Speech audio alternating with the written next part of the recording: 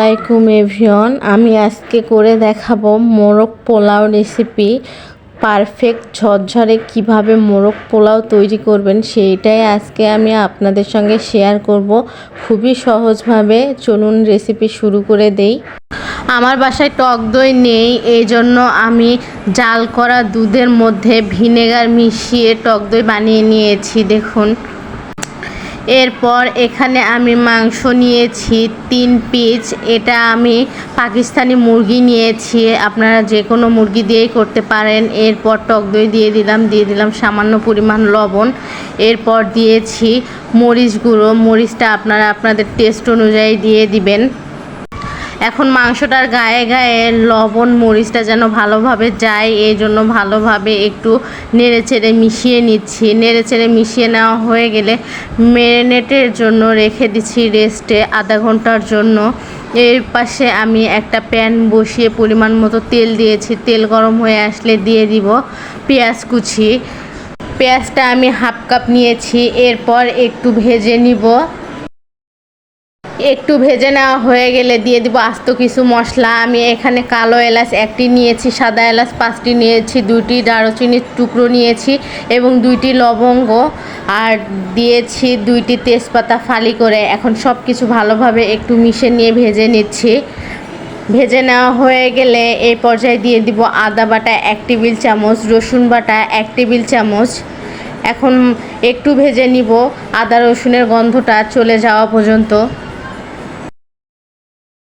মশলাটা যাতে পুড়ে না যায় এই জন্য পানি দিয়ে দিব সামান্য পরিমাণ। পানি দেওয়া হয়ে গেলে কিছু গুঁড়ো মশলা অ্যাড করব। দিয়ে দিব জিরা গুঁড়ো 1 টেবিল চামচ, জয়ত্রী গুঁড়ো দিয়েছি হাফ টেবিল চামচ। এরপর দিয়ে দিব জয়ফল গুঁড়ো হাফ টেবিল চামচ।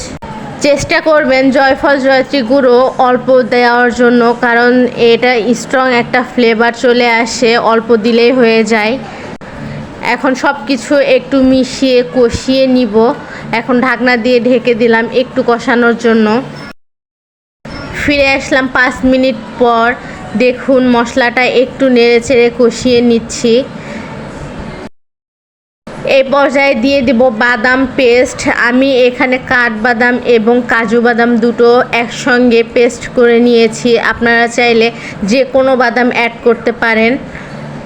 বাদামটা দিয়ে একটু নেড়েচেড়ে নিয়ে ভালোভাবে কষিয়ে নিব। দেখুন আমি নেড়েচেড়ে প্রায় 5 মিনিটের মতো কষিয়ে নিয়েছি। কষিয়ে নেওয়া হয়ে গেলে দিয়ে দিচ্ছি ম্যারিনেট করা মাংস। মাংসটা দেওয়া হয়ে গেলে মাংসটা যে আমি ম্যারিনেট করে রেখেছিলাম, যে টক দইয়ের পানিটা ছিল সেটা দিয়ে দিলাম। এখন সব কিছু ভালোভাবে মিশিয়ে নিচ্ছি। এখন ঢাকনা দিয়ে ঢেকে দিচ্ছি 5 মিনিটের জন্য। ফিরে আসলাম 5 মিনিট পর। দেখুন আমার খুব ভালোভাবে কষিয়ে নেওয়া হয়ে গিয়েছে। একটু মাংস থেকে পানি বের হয়েছে, এই পানিতে মাংসটা সেদ্ধ হবে না। আমি একটু সামান্য পরিমাণ পানি অ্যাড করে দিব। তার আগে দিয়ে দিচ্ছি লবণ স্বাদ মতো। আপনাদের মাংস থেকে যদি এক্সট্রা বেশি পানি বের হয় সেই ক্ষেত্রে আপনারা পানিটা অ্যাড নাও করতে পারেন।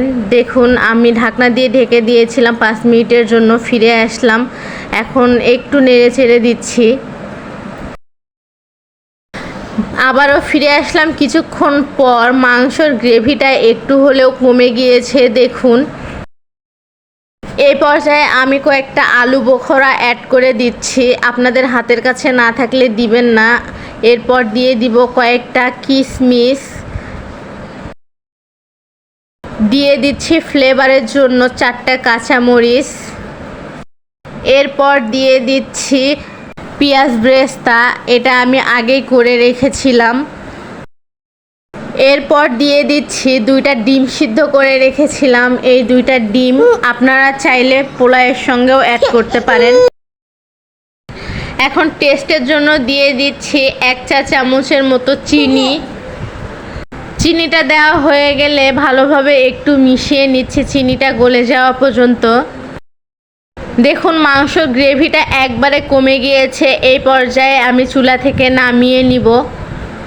ওইটা নেমে রেখে চলে যাচ্ছি পোলাও রেসিপির জন্য। এখানে আমি সামান্য পরিমাণ তেল দিয়ে একটা পেঁয়াজ বড় সাইজে দিয়েছি, দেন দিয়েছি 2টা লবঙ্গ এবং দিয়েছি 2টা সাদা এলাচ, 2টা দারুচিনি, 2টা তেজপাতা। এখন একটু ভালোভাবে ভেজে নিচ্ছি। ভেজে নেওয়া হয়ে গেলে দিয়ে দিচ্ছি পোলাওয়ের চাল। পোলাওয়ের চালটা আমি আধা ঘন্টা ভিজিয়ে রেখেছিলাম এবং পানি ঝরিয়ে নিয়েছি।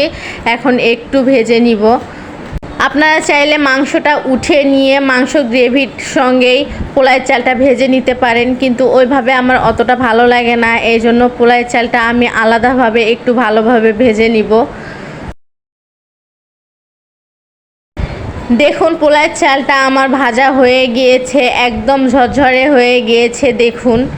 এরপরে আমি দিয়ে দিচ্ছি পানি। আমি গরম পানি দিয়ে দিচ্ছি ফুটন্ত। 2 কাপ চালের জন্য আমি 3 কাপ পানি দিয়েছি, দেন 1 কাপ মিল্ক দিয়ে দিলাম। আপনাদের হাতের কাছে মিল্কটা না থাকলে আপনারা গুঁড়ো দুধটাও অ্যাড করতে পারেন। এরপর দিয়ে দিচ্ছি লবণ। লবণটা একটু বুঝে দিবেন যেহেতু মাংসতে আমি লবণ দিয়েছি। এখন একটু নেড়েচেড়ে নিচ্ছি। পোলাওয়ের পানিটা কমে গেলে এই পর্যায়ে দিয়ে দিব মাংসর গ্রেভিটা। আমি মাংসটা উঠিয়ে রেখে গ্রেভিটা দিয়ে দিলাম, এতে করে কালারটা অনেক সুন্দর আসে। এই পর্যায়ে ঢাকনা দিয়ে ঢেকে দিচ্ছি। আমি চারদিকে একটু সমান করে নিচ্ছি। এখন ঢাকনা দিয়ে ঢেকে দিব 10 মিনিটের জন্য। দেখুন ঢাকনার মধ্যে যে ছিদ্রটা আছে ওইটা আমি মুখটা বন্ধ করে দিয়েছি। ফিরে আসলাম 10 মিনিট পর। দেখুন চালটা আমার খুব ভালোভাবে সেদ্ধ হয়ে গিয়েছে। এই পর্যায়ে আমি চালটা একটু সরিয়ে দিয়ে ফাঁকা করে নিব।